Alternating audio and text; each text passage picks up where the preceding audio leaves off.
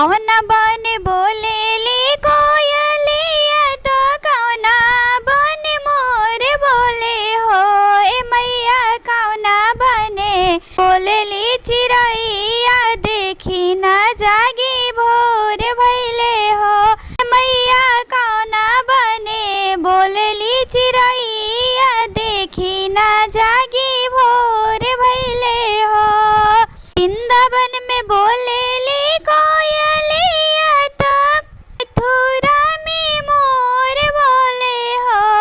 मैया थावे में बोलेली चिरैया देखी न जागी भोर भैले हो।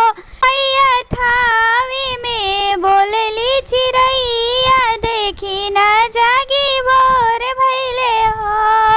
कौन बेरा बोलेली कोयलिया तो कौना बेरा मोर बोले हो।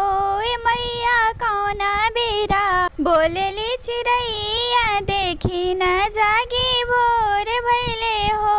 ए मैया कौना बेरा बोलेली चिरैया देखी न जागी भोर भैले हो। साँझ बेरिया बोलेली कोयलिया तो साँझे बेरा मोर बोले हो। साँझ बेरा बोलेली कोयलिया तो साँझे बेरा मोर बोले हो। ए मैया 4 बजे बोलेली चिरैया देखी न जागी भोर भैले हो। मैया 4 बजे बोलेली चिरैया देखी न जागी भोर भैले हो। पूर्व से उगले किरनिया तो सगरो जोर भैले हो। मैया 4 बजे बोलेली चिरैया देखी न जागी भोर भैले हो। मैया 4 बजे बोलेली चिरैया देखी न जागी भोर भैले हो।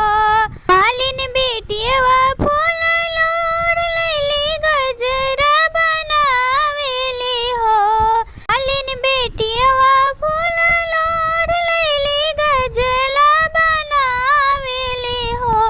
मैया गंगा जल से धोआ भवनवा कलशवा रखाइब हो। मैया गंगा जल से धोआ भवनवा कलशवा रखाइब हो। मैया कौना बने बोलेली चिरैया देखी न जागी भोर भैले हो। मैया कौना बने बोलेली चिरैया